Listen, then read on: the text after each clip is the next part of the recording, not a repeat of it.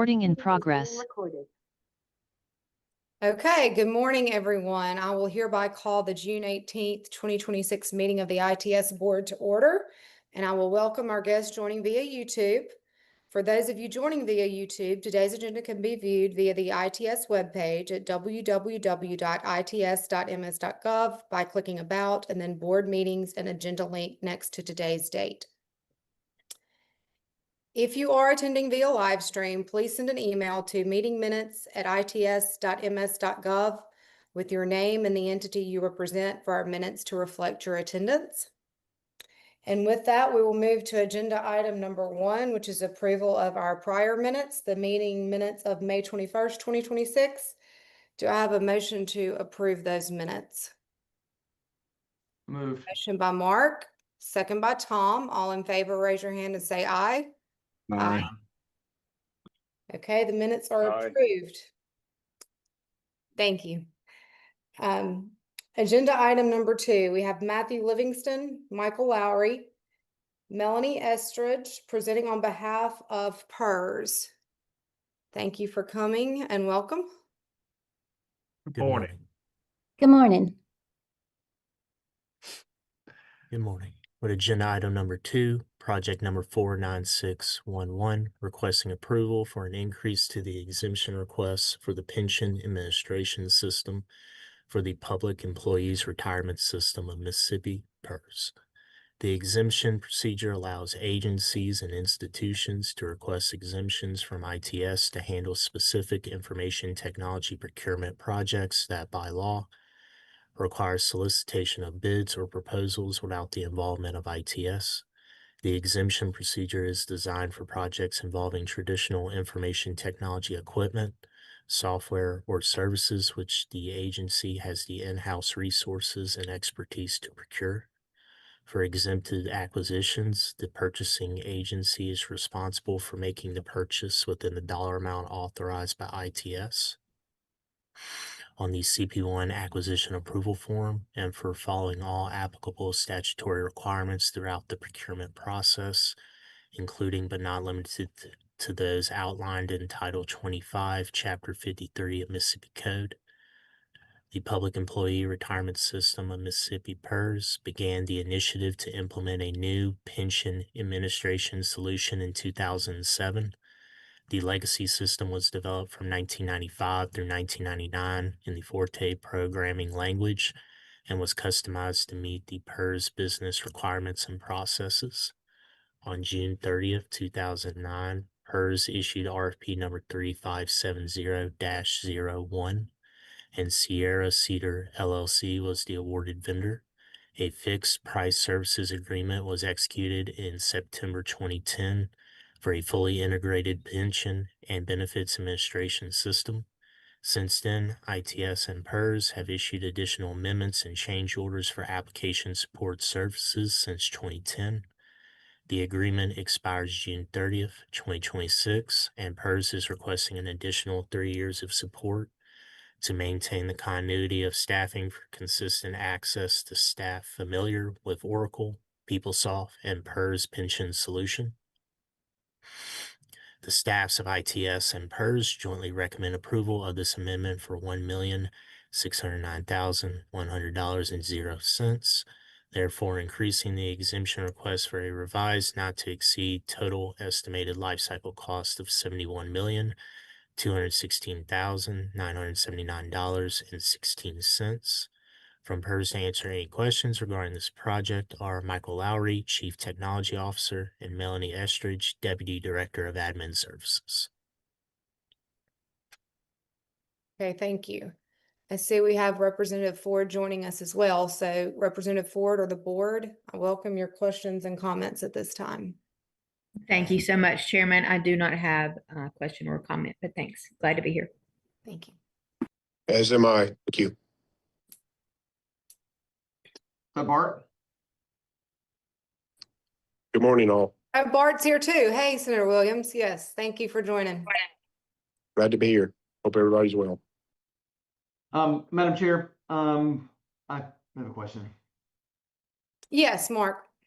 So at this point, we've been using the system for how many years? I believe we went with live around 2010. And the system's still being maintained. And we're still reliant on external contractors to perform these services? The external contractors are the contractors that built the system. It's built on the Oracle People Tool platform, but the software itself, the actual project, is being maintained by them. When we have enhancements that need to be made or changes such as a tier 5 implementation, because of their knowledge of the software, we rely upon them some. We have in the last 5 years taken on a lot more responsibilities as far as in support internally, but still need help on larger lifts and larger projects. And I mean, we're 20 years in almost, right? Not quite, 15? It actually went live 2015. So we're 10 years in, 11. Okay. And do we have a plan to take on this entirely? We're working towards that. With the change of administration here, we've regrouped and started working towards being self-sufficient. So do we have a plan? Not formally. Okay. It is a system. It's a software that was designed by the company Sierra Cedar, and therefore they help us support it. I mean, make sure that I understand. Are we asking for effectively a man year every year? Correct. 2,500 hours-ish, a little bit more than a man year? Correct. And do we use all of that every year? We do. Do we use more than that? No. Okay, so we have funded one of them to be on call for support effectively. Correct. Okay. We have gone through the years going from about 3 people, maybe 4 positions. Now we've gotten it down to 1 position. Okay. No further questions. Okay, thank you, Mark. Any other questions or comments from the board? Forte programming language. That's a new one on me. I don't know that one. I'm sorry, what was that? Forte programming language? It must be a misprint. Fortran, maybe. I thought that's what it said, but it says for Forte. I'm very familiar with Fortran, but not Forte. Yes, it must be a mistype. That's okay. Okay. All right, any other questions or comments? Yeah. Hearing none, do I have a motion? Motion from Keith, a second from Tom. All in favor signify by saying aye, raising your hand. It looks like it carries. Thank you. Thank you. Thank you. Okay, agenda item number 3, welcome Michaela Smith, Dr. John Wan, and Vicky Farnsworth presenting on behalf of the University of Mississippi. Good morning. Agenda item number 3 is the recommendation for project number 49621, requesting approval of an exemption for the University of Mississippi to request proposals for the acquisition of campus security modernization. The University of Mississippi seeks to procure a campus security modernization solution to ensure a safe and secure environment for staff and residents. The current security platform is difficult to maintain, and much of the system has been discontinued.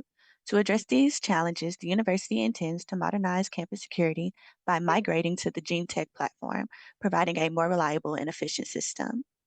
The staffs of ITS and UM jointly recommend the approval of the exemption request at a total three-year lifecycle cost of $8,001,000. UM will solicit proposals in accordance with all statutory requirements for such acquisitions. With me today to answer any questions you may have are Dr. John Wan, Assistant Vice Chancellor, and Vicky Farnsworth, Chief Information Officer. Thank you and welcome all. Any questions or comments? And good morning. I have one, please. This is John. I just wanted to let you know also Trip Sanders. This is John Yon from the University of Mississippi. Trip Sanders, who's our IT manager, is also on the call today to also talk about the project. Hi, Trip. Hi. Okay, I think I had a question. Was it Keith? I had one. This is Bart Williams. Hey, Senator Williams. This is, you said Gentech. Is that Genetech that you're referring to, the CCTV company? Yes, Genentech does CCTV access control. Yes, you are correct. As y'all going in this process, have you done any collaboration with MSU or other players within the state? I know this product has been implemented in other places, and I don't know if there's a ability to have a leveraging of scale there or not. I know some cities in my district use it as well. We have been in collaboration with them, not at that scale. We have discussed pros and cons, challenges that they've had. We are planning to move forward with the process a little quicker than MSU has. So we plan to have a full system implementation prior to when they go to a full system implementation. But yes, we have discussed, but not at the level you're talking about. No, that's good. I didn't realize they weren't there far long. I think the city of Starkville uses the same format, and they've been implemented for several years now. I just don't know if somebody's a little further down the path. It might be good to have that conversation with them. Yeah, we work with other universities across the country, and also we have noticed that this is also being implemented, and like you said, many municipalities use this product. So we're trying to keep up with industry trends at the same time, keeping up with other people that have been successful in this process. Okay. Thank you, Madam Chair. Thank you. I'm just curious, why are we limiting this to the residence halls? Are there other buildings on campus with security modernization needs? So that is a great question, and Vicki, our CIO, is also on the call, so she can answer that more broadly. But currently on campus, we have two major systems: contractual services and housing, and it has been that way for quite some time. In fact, in the past, it has actually been broken down even further since we've been quite siloed for many years. My quick answer to that is going to be that it is such a large scale difference between the two. We're a 24/7, 365 operation, so our needs are a little different than an 8 to 5 school building. But there are conversations, and Vicki can speak to those as far as where we're looking to go in the future in terms of a university or campus-wide system. But right now we are split down the middle between academic and athletic related buildings and housing buildings. Okay. And I guess the reduction in the staff, that 24-hour need, is probably driving that staff cost. Yes. So I am a part of a division of 3. I employ two individuals. One's a front end specialist, which would be hardware, and then a software or back end specialist as well. And we also have a facilities and maintenance team. So the biggest idea behind all this is we need data analytics to drive a lot of our decisions, because we cannot be, at 5,000 different places at once. So the staff reduction is one of the big needs in driving to get a platform such as this. Okay, thank you. Mm-hmm. Keith? So do I read here, you've got some of these, you've already converted 6 buildings already to this? Am I reading that correctly? Yes, sir. So we have migrated. Well, first off, we have the infrastructure in place of the data center to support all of it, and then we have migrated 2 buildings: a smaller traditional building called Hepley Hall, and a little larger contemporary building, RH1. We wanted to have 2 pilots, so to speak, one with a traditional experience in the halls, and then a contemporary experience. The original RFP we released, Keith, was primarily for just the migration, so existing hardware to new Genetech hardware. We were going to operate off of our budget for additional CCTV and additional access control.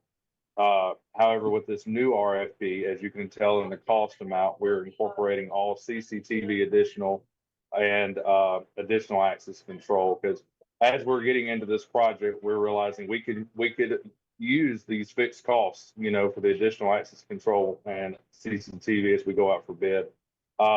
And we just got a lot of gaps in coverage. And so we're realizing as we get through this process, as we get more people involved, UPD, facilities, you name it, we're seeing where we just have gaps in coverage and we need to take use of those fixed costs with an RFP. So you've already got the core system in place and you're just Yes. really expanding on that. Yes, sir. We have, the goal is on the existing contract is to have 4 more buildings by, the end of this calendar year. And then with this new RFP, we will be launching, the next 11 buildings. So we'll get a full system-wide network of Genetec. So that kind of leads me to my last question is on your estimated costs here of 2.66 million for fiscal year 27 and then 28 and then the same in for each year. Is that additional capital cost for equipment or is that operational expenses or is that both? That's going to be funds that would come out of our department. We have a pretty healthy budget within student housing to cover these costs. So we're not going to have to go outside of our normal budget to be able to cover those. But I mean, that's for Capital. Is that Capital, for, yeah, yes. It's yeah. capital. So those are Yes, cameras that's and correct. access readers and all that, not software so much. Okay. No, that Right. is, well, I'll go into it a little deeper. It is hardware, cabling, and the licenses for Right. the readers and the I got it. cameras. Yeah. Yes, sir. But then after that, then your cost goes down because you're just paying a maintenance on that at that point. Yes, sir. We have already estimated kind of where we're going to be over the next 5 years or so at post install. We're looking at about $150,000 a year in terms of maintenance, which actually reduces my line item by half because we were typically spending close to $300,000, $400,000, even $500,000 to maintain the existing system a year. We're also going into this with 5-year licenses with our access control readers and our CCTV licenses to drive down those costs as well. And those come about $360,000 for access control every 5 years. So divide that by 5, that's about $90 per license, which covers 5 years of support. And then CCTV is about $380,000 every 5 years at about $190 per year. Yeah. Per device. I'm very familiar with it. Mm-hmm. So are you able to use any of your infrastructure that you have in place now with this, or is it all completely replaced? That's a great question. So our PIMs, our PIMs that actually communicate with the locks throughout the buildings, we're going to use that existing because that's compatible with any system. Right. And then we have some other pieces of hardware that are compatible. The old system, Keith, was a mini PC system, and honestly, that is so out of date. Yeah. So we can't reuse those. But the new readers that we're putting on the walls are going to be multi-tech, so we do have to replace those. Now, the AD locks that we use on the resident doors, those we're just swapping out those readers. We're using the existing lock, but changing. That's what I was thinking. Yeah, because that gets expensive. You got to replace all of that. Oh yes. Those locks now MSRP are between $4,000 and $5,000. But if you go out for bid, you can drive that cost down. Yeah. Yeah, and that's just pretty basic infrastructure anyway. So yeah. Yes. Okay, very good. I don't have any other questions. All right, thank you, Keith. Any others? Okay, Mark? Madam Chair, just a comment quickly. Tripp, great job. Thank you. That's all. Thank you, Mark. All right, I move approval. all right. We have a motion from Tom, a second from Keith. All in favor, say aye. Aye. Aye. Aye. Thank you, it carries. Thank you, everyone. Thank you, everyone. Thank you, everyone. Okay, agenda item 3.5, Danetta Durr, Jason Tiffin, Gerard Lerner, presenting on behalf of MSU. Good morning. Good Agenda morning. item, thank you. Agenda item 3.5 is the recommendation for project 49623 to request approval for an exemption request for Mississippi State University to solicit proposals to procure network infrastructure upgrades. Mississippi State currently uses network switches and wireless access points that will require consistent replacements and upgrades over the next decade. To remain competitive with the existing R1 institutions, this institution must continue to render reliable technology as a result of frequent infrastructure upgrades. R1 institutions are doctoral universities throughout the U.S. that represent the highest tier of research-intensive universities. Continuous investment in network infrastructure upgrades is also critical to the institution's recruitment and student and faculty retention. With this request, MSU is seeking to procure networking, wireless, and security infrastructure upgrades over the next 5 years. The staffs of ITS and MSU jointly recommend approval of this exemption request at a total estimated 5-year life cycle cost of $6 million. MSU will solicit proposals in accordance with all statutory requirements for such acquisitions. With me today to answer any questions you may have are Jason Tiffin, Deputy CIO, and Gerard Lennerer, Director of Information Technology Infrastructure. Thanks and welcome. Any questions or comments from our board or legislative liaisons?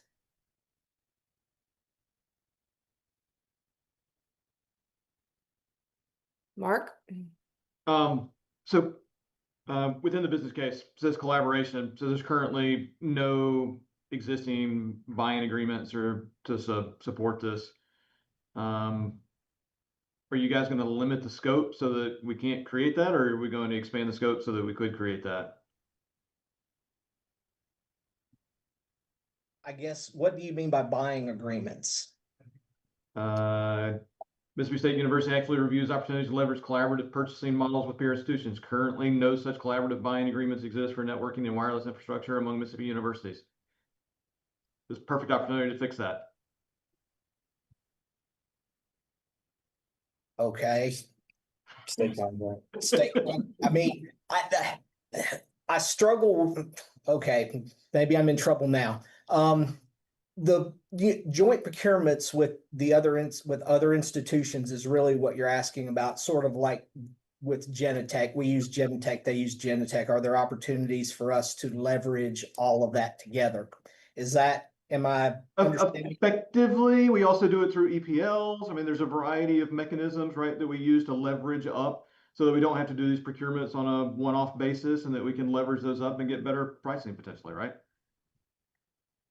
Potentially. Is there an EPL mechanism that will let me do that? I guess is my first question. And from a pricing perspective, we've worked well with our Cisco team, who is currently the incumbent vendor. They have been very good about getting us very good pricing for the gear that we're procuring. Price is constantly changing, and especially with the way AI is treating things right now. A lot of these, contracts and things have limitations, and we don't always know exactly what we're going to procure at a time. Right now, we have a fixed dollar amount that we're operating under. We're asking, essentially, what can we buy for said dollar amounts? Can we get better pricing? Maybe. I would need some guidance from MDITS about what mechanism that they would recommend that we use in order to get that better pricing. There's an RFP 5000 vehicle that's out there, but it has a disc. I already get a better discount than what's on that vehicle. So I would need some guidance from MDITS. Hey, Jason, I think what we're trying to do is just make sure the state saves money, whether it's MSU buying them or Ole Miss or any other university. We used to call those enterprise purchase agreements, where you make it available to any other entities within the enterprise, which the enterprise here is the state of Mississippi. And then it also could be wrapped up in a master services agreement. And I know Dr. Orgeron, we're working on some master services agreements as we speak, I think. So any of that, I think that's what Mr. Henderson is getting at, is that we want to try to save money, and where we can leverage our economy of scale which is not just MSU, it's all the universities in the state, or anybody for that matter in the state, to negotiate the best pricing that we can get. Well, we're clearly in favor of saving as much money as we can. That means we get more for our dollars, right? And I'm a taxpayer too, so I totally get that. And so, yeah, if the state has a mechanism that provides, you know, competitive and that we can save money as an organization, totally in favor of using that mechanism. The open bid process is generally what we use. And so we get our CP1, we issue a bid, and then whichever vendors and the discount level, and we go with lowest price, right? So You mentioned several times, if the state has, are you not aware of all the opportunities that might be out there to leverage enterprise solutions? that is a distinct possibility. There it is. No, you are, or you're not aware? Which one? I may not be aware of. Okay, thank you. And to be clear, I mean, I think, you know, as the proposal states, we are in the beginning stages of that, and we have not run all of that down yet. We are not opposed at all to using any type of cooperative agreement to save whatever amount of money we possibly can. We have not discarded any of those options. Good. No further questions, Madam Chair. Okay, thank you, Mark and Bart and Keith. Any other questions or comments? Maybe a little discussion afterwards. I wasn't going to make the motion contingent, Bart, but I'm sure Craig will take the action here to coordinate with Mississippi State and see what they can do and how we can educate people. Already on the list. I would move for approval as presented. Okay, a motion by Mark and a second by Keith. All in favor, raise your hand by saying aye. Aye. Aye. Aye. It looks like it carries with some follow-up to be handled by Dr. Orgeron. So thank you all for coming today and your participation. Thank you. Thank you. Okay, moving on to 3.6. We welcome Brazel Crocker, Steve Patterson, presenting on behalf of our own ITS. Thank you, Madam Chair, and good morning. Agenda item 3.6 is for project number 49645, submitted under the ITS Plan Purchases Procedure by the Mississippi Department of Information Technology Services. An agency using the EPL Plan Purchases Procedure is given authorization up to a specified dollar amount to make the identified procurements from the EPLs without further ITS involvement. For this particular purchase, the EPL is the National Association of State Procurement Officials Value Point Software Value-Added Reseller Cooperative, which was the result of a formal competitive solicitation and is in alignment with Mississippi public purchasing law. The Mississippi Department of ITS operates the state's multi-site private cloud, supporting about 1,270 virtual machines and critical applications for 35 state agencies. This environment is supported by the VMware Cloud Foundation platform, which includes virtualization, storage, networking, and security services, and its licensing must be renewed by July 2026 to avoid service disruption and keep the private cloud running during the state's transition toward public cloud services. The staff of ITS recommends the approval of the planned purchase request to purchase the VMware licensing renewal for the state private cloud environment from CDW Government LLC at a 3-year lifecycle cost of $4,177,532.16 using the NASPO Software Value Added Reseller Cooperative. With me to answer any questions you may have is Steve Patterson, Chief Technology Officer at ITS. Thanks and welcome, Steve. Good morning. Questions and comments?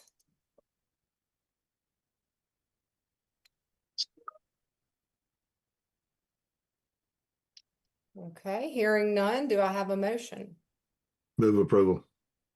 I have a motion to approve from Tom and a second from Mark. All in favor, say aye. Aye. Aye. Aye. Looks like that one was quick and easy. Thank you Thank all you. for your preparation report. Thank you all. All right, agenda item number 4. Welcome Matthew Livingston, Patricia Bryant, Tim Watson, and Major Scott Henley, presenting on behalf of DPS. Good morning.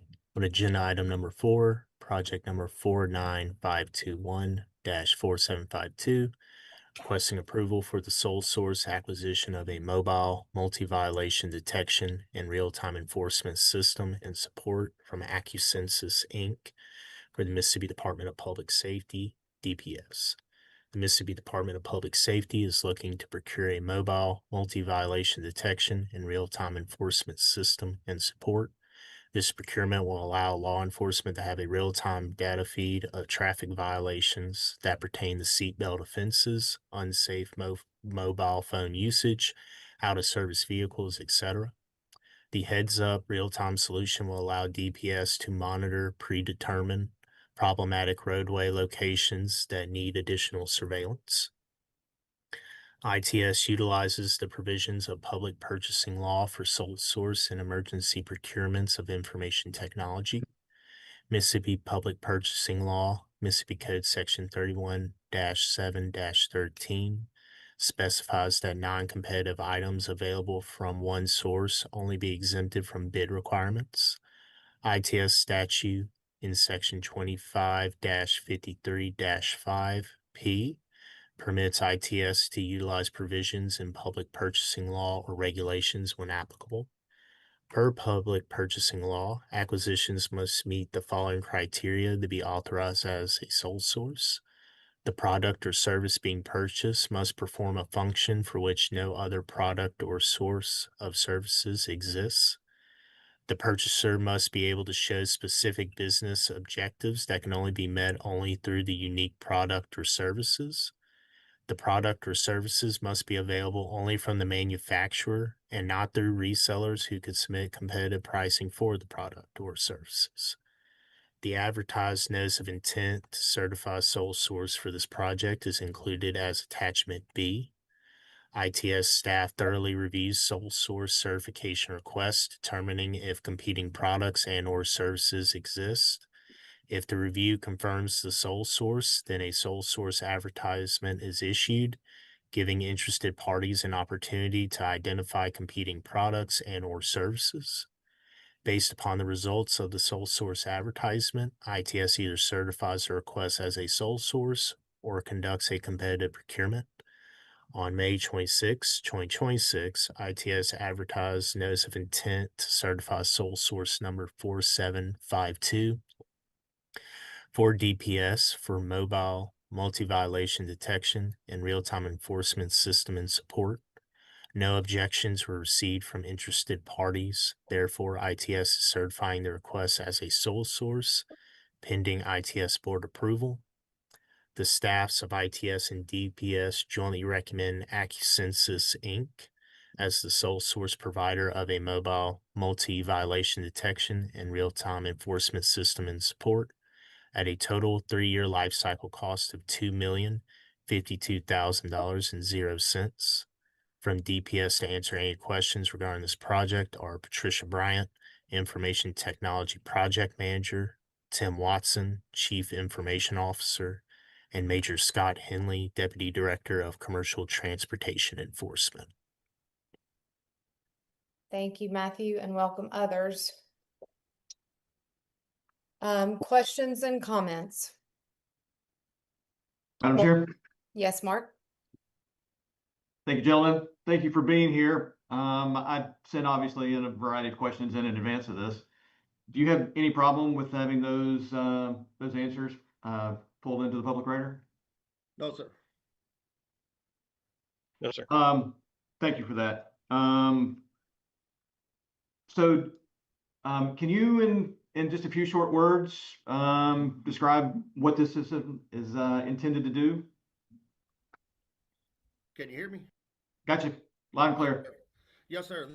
This traffic enforcement trailer will be deployed in our high crash corridor areas where officers routinely cannot work due to construction zone barriers and other things. It will catch these actual driving behaviors. The AI will actually capture it, send it downstream to an officer sitting downstream. The officer will determine whether or not it's actually a valid violation for a stop. And at that point, the officer will actually stop the car and issue a citation in real time. And the whole goal is to try to change driving behavior and reduce the crashes at the same time. Seems like a very reasonable thing. Why has this been brought before this board as a sole source justification? We looked at several other companies that said they could provide this technology, but when it came down to it, they could only do parts of it. They could not do all the functions of it in a mobile platform. And is that just because they don't have that as a existing product, or is it that they are incapable?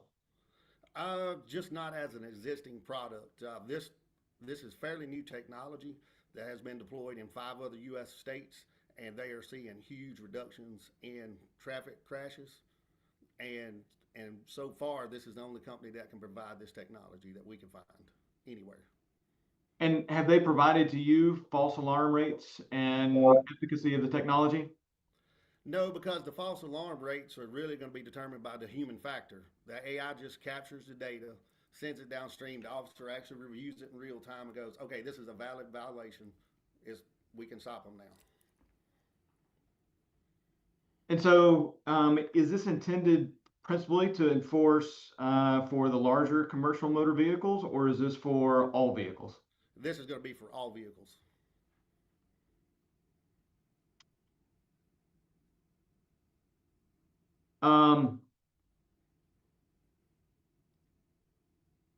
So as I read this, this is 100% funded by federal funds. Is that a true statement? Yes, sir. And then what's not shown in the business plan that's been presented to us is what I would call the external costs, right? So setting these systems up, moving them around, right? There's a lot of, I would just imagine, I don't know that officers have I don't know if highway patrolmen have a tow hitch on the back of their vehicle these days. I hadn't looked recently, but I just imagine there's a lot of other costs associated Okay, with so this. let me clarify. Part of the contract is we do not own this technology. We do not move it. All included in the contract price is the moving of the actual trailers from one location to another. We get 52 free moves a year per trailer.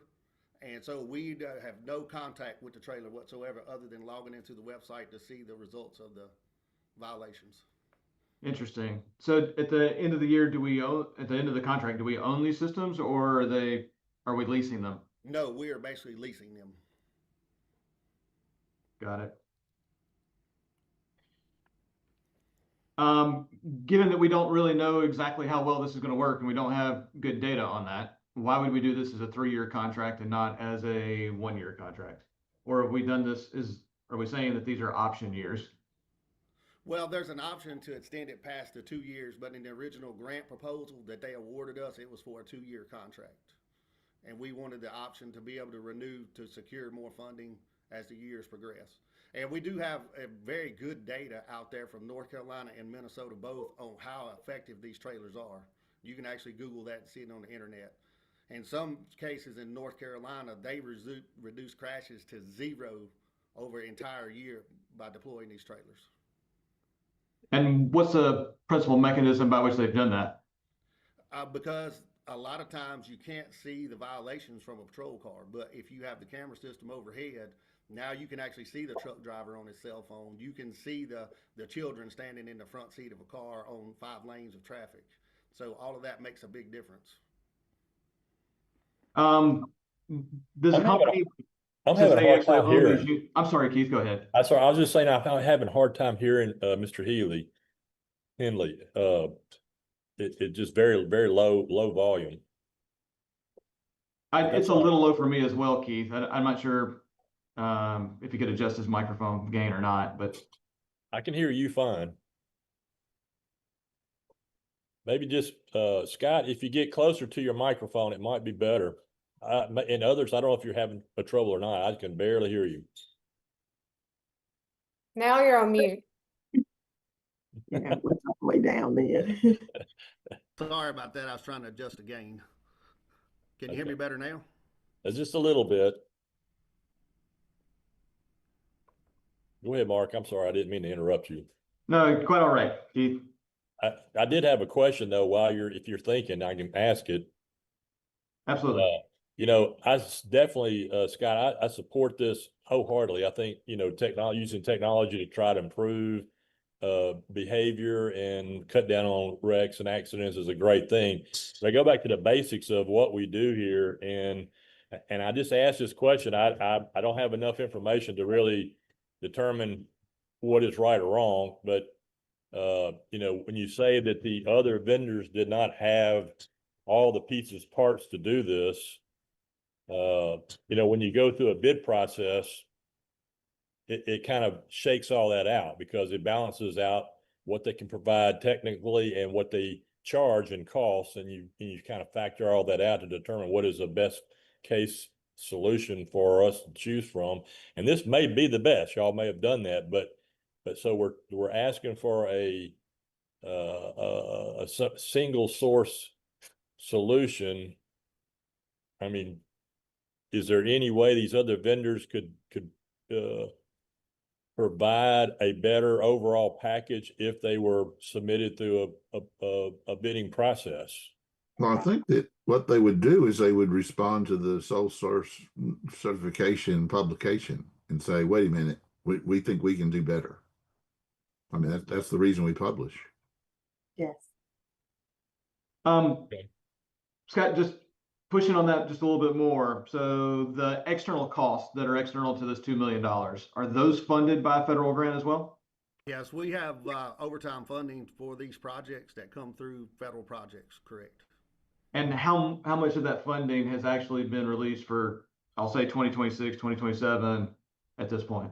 Well, currently, the grant that we're purchasing out of, we actually have two of them open. They're actually out there now. They're actually FY24 and FY25 CMV high priority grants. And of those grants, we receive about, I think 24 was close to 1.9 million in these traffic enforcement trailers, and the rest was all overtime. So roughly about 1.2 million roughly in overtime. Plus we have another 915,000 in overtime from the Mix App grant as well that we push out every year for special projects like this.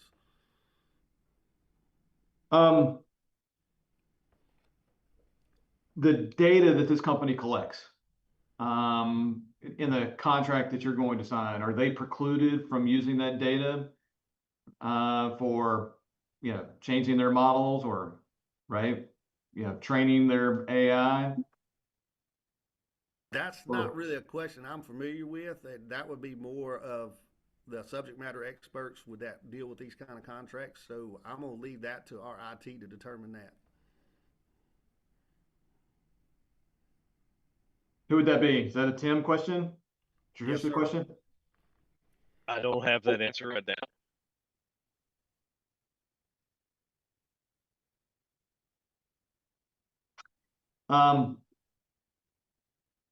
The program management plan that I had asked for was, I will say, very weak.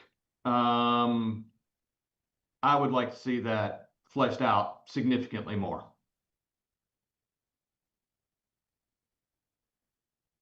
Is that a fair request? Yes, sir. No problem. And in answer to your question, in one of the pieces of information, it does state in here from assertion that the security key that the company does not have access to the information or data stored within it. So therefore, they would not, be able to use that information that we're gathering.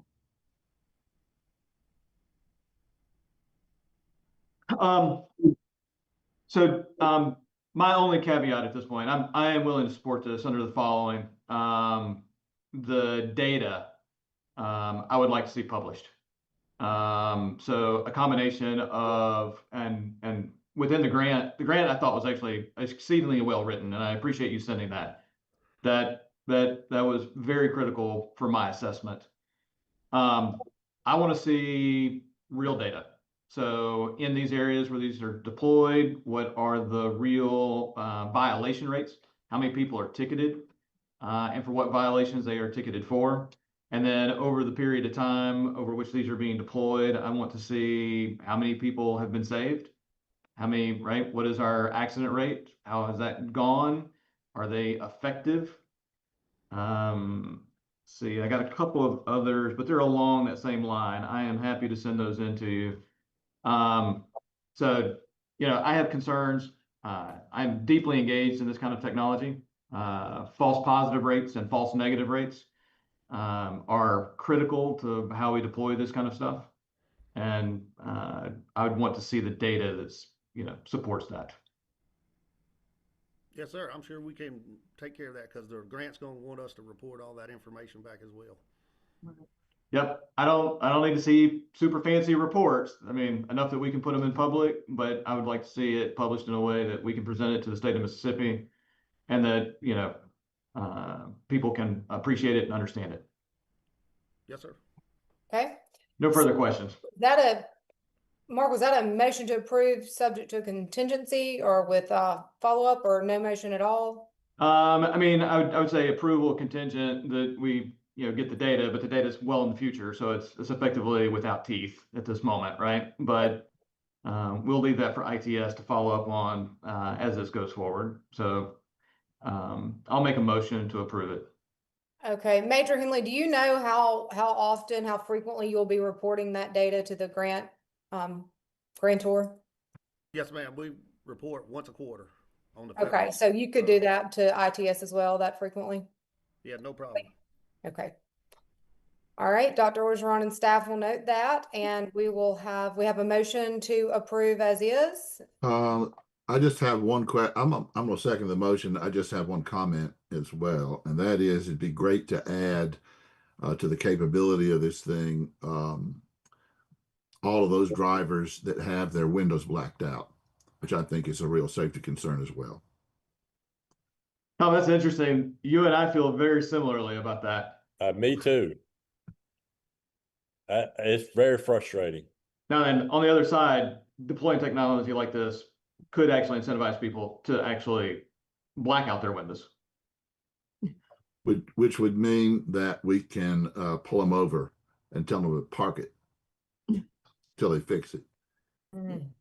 It was only that easy. Exactly. Yes, we would be all for that, right? Okay, Anyway, so I did second Mark's motion. thank you, Tom, for your second. We have a motion and second. All in favor, vote by saying aye. Aye. Aye. Okay, it carries. Thank you for. To be clear, just make sure that got recorded properly. A more significant fleshed out scheduled PMP to go along with this, including key stakeholders and who is responsible for managing that system and the data collection, and then the data on a quarterly basis. Okay. Thank you, sir. Yes, sir. And thank you for your service. Yes, sir. Thank you. Thank you. All right. Okay, moving along to agenda item number 5, Jake Alexander, Krista LeBron, Jason Carter, presenting on behalf of the Mississippi Community College Board. Hi, thank you. Good morning. Morning.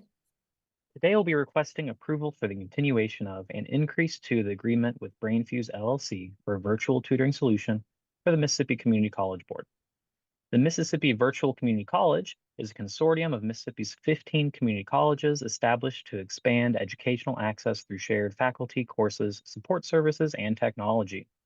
Because community colleges deliver courses in online and hybrid formats, institutions must ensure students have access to academic support services that are flexible, accessible, and available beyond traditional campus operating hours. To support these operational and student support needs, the Mississippi Community College Board maintains a statewide virtual tutoring solution on behalf of the MSVCC Consortium. In 2023, ITS, on behalf of MCCB, issued RFP number 4457 to solicit a virtual tutoring solution, and the award was made to BrainFuse LLC at the lowest and best vendor responding to RFP number 4457. A software as a service agreement was executed, and the agreement currently expires August 22nd, 2026. MCCB requests to continue the agreement with BrainFuse LLC for an additional 3 years. The staffs of ITS and MCCB jointly recommend the continuation of an increase to this agreement with BrainFuse LLC through August 22nd, 2029, in an amount not to exceed $1,035,000 for virtual tutoring solutions. With this continuation, the revised total not to exceed a 6-year life cycle cost for this project is $2,007,923.46. With me today to answer any questions you might have is Crystal LeBrun, Assistant Executive Director for E-Learning, and Jason Carter, Deputy Executive Director for Finance. Okay, thank you and welcome. Any questions?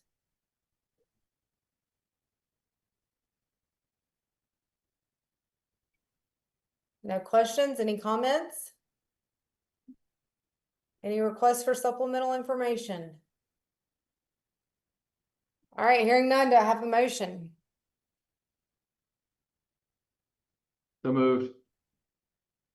Move to approve by Mark. Second by Keith. All in favor say aye. Aye. Aye. And it carries. Thank you for your preparation. Thank you. Okay, other items, agenda item number 6, Dr. Orgeron's report. Thank you, Madam Chair. I will jump in and to the board, we've taken notes real time and we'll get on those follow-up items ASAP. Couple of notes for the board and always happy to take questions. So on the heels of our AI Innovation Hub event at the beginning of May, the team has planned a summer sandbox slam. We'll be inviting 30 CIOs and staff to exclusive training and program development led by AWS. So we sort of continue to do that deep dive in AI and workforce development. Movement with Senate Bill 2267 from the 25 session, our data exchange effort that Stephanie is leading for us. We've developed the feasibility study, which was delivered mid-spring. The CIO Council convened just last Friday to review that draft phase implementation. A quick note here, as I was putting all these notes together, you'll hear it these different places and these enterprise efforts where we are sitting down across the table from our sister agencies to move the state forward. And that is happening across all of these efforts, including our Cloud Center of Excellence effort. Also from 2025, we have excellent momentum on. So on the 4th of June, we participated in an event hosted by AWS entitled Migrate Mississippi at the downtown Westin. Had a room full of about 100 folks that were attending from state agencies, IHLs, and local governments.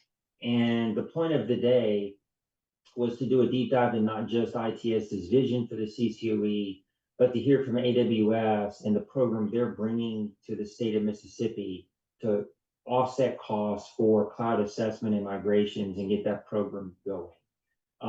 Thrilled to have that partnership in conjunction with us, really changing the way ITS does compute and into the future. We have a similar event on the books with our partner Microsoft on July 23rd. So moving forward with those two big public cloud providers in support of the CCOE. And I think that is very much in the direction of what the legislature wanted us to do, to get this structurally set up, to bring partners to the table, and to get agencies on this path to a sort of a different form of procurement, not only in that space, but also where we land with cloud. Executive Order 1584, as you recall, the governor's executive order on AI. The inventory for 2026 had been underway. We plan to produce a report later in the summer as we did before, but the team has shared with me that we're beginning to see an uptick in adoption across all the agencies with respect to AI. We are going to be close into the early part of the coming fiscal year of having agreements available for agencies to be able to make more enterprise decisions about tools or platforms that they use.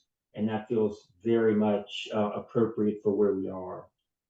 Another of our strategic initiatives is procurement modernization.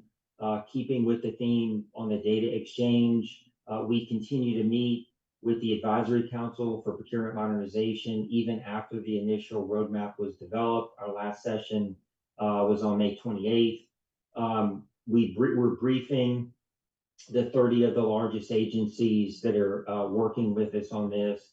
One of the deeper dives is, of course, our procurement handbook, which for the first time, really across several decades, the handbook led by Tabitha Baum and her team are really taking a cover-to-cover look at it. So we're going to go from somewhere in the low 200 page count to probably somewhere between 85 to 90 pages. So reducing a whole lot of red tape.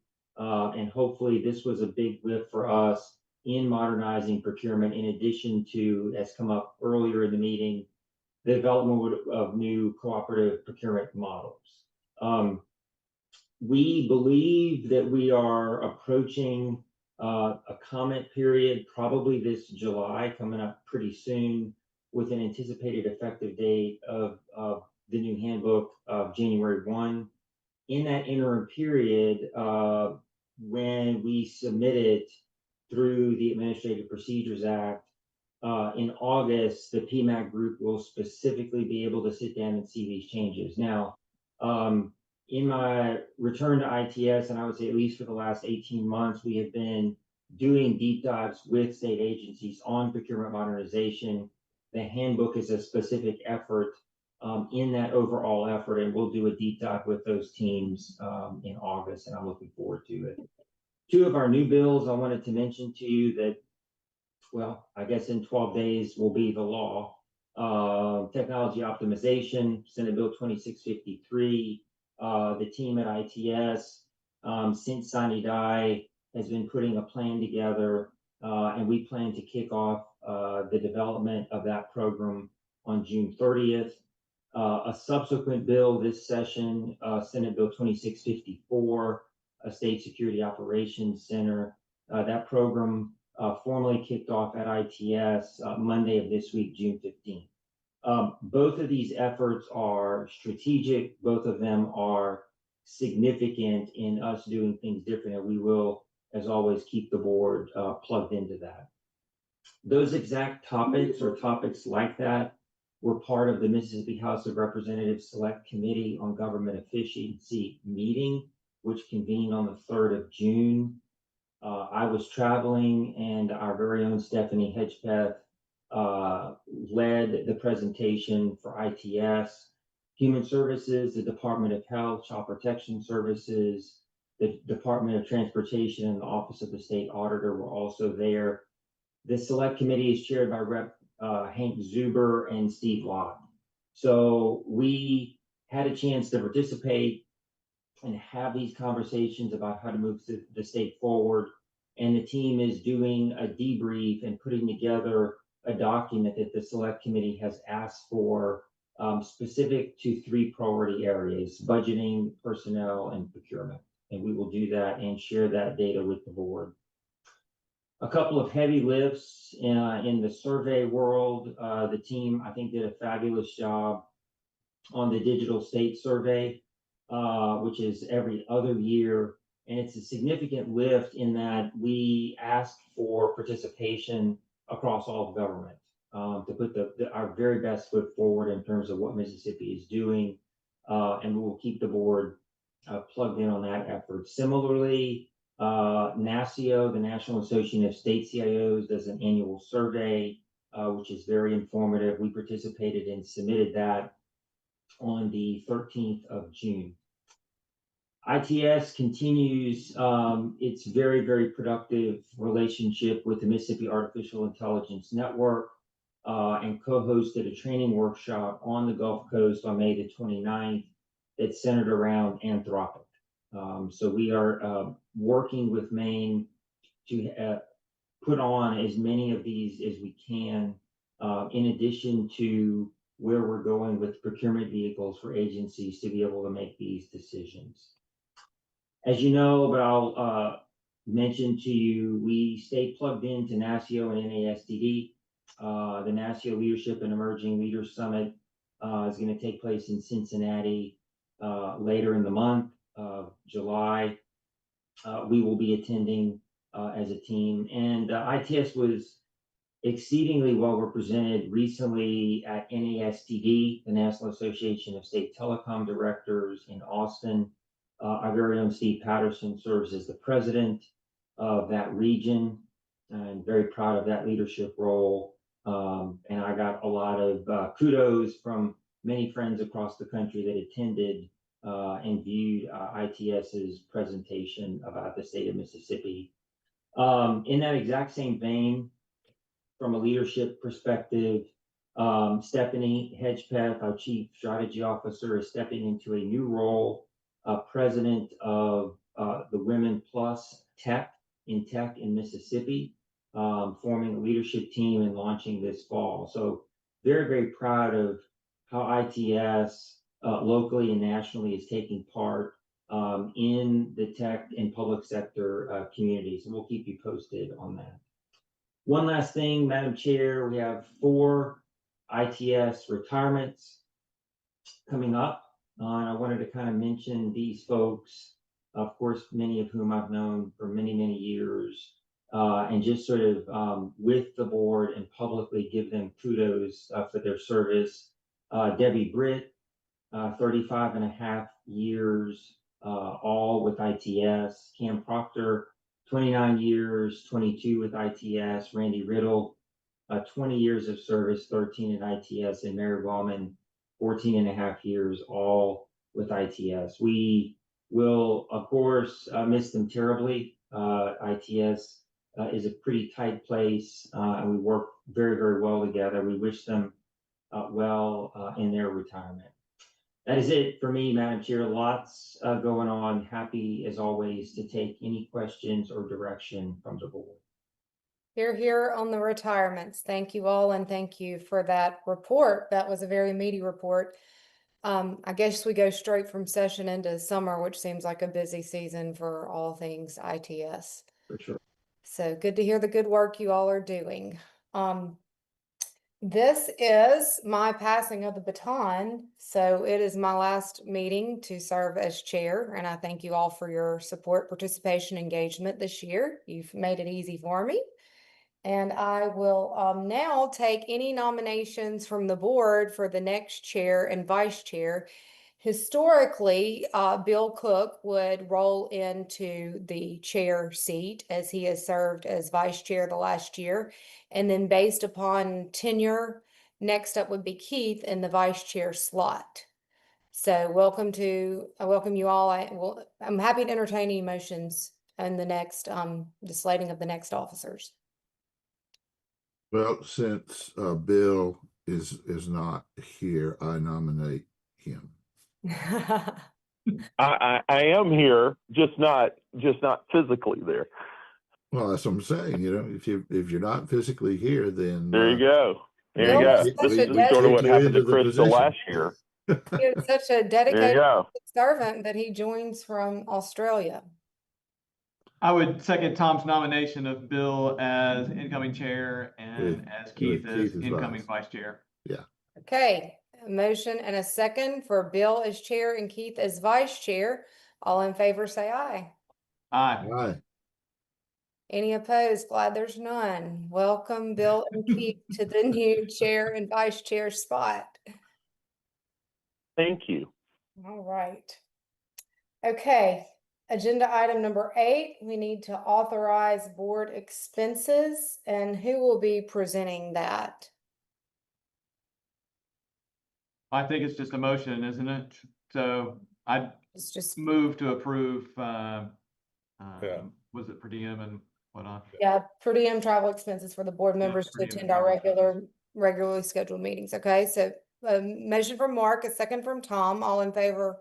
Aye. Aye. Aye. Okay. Aye.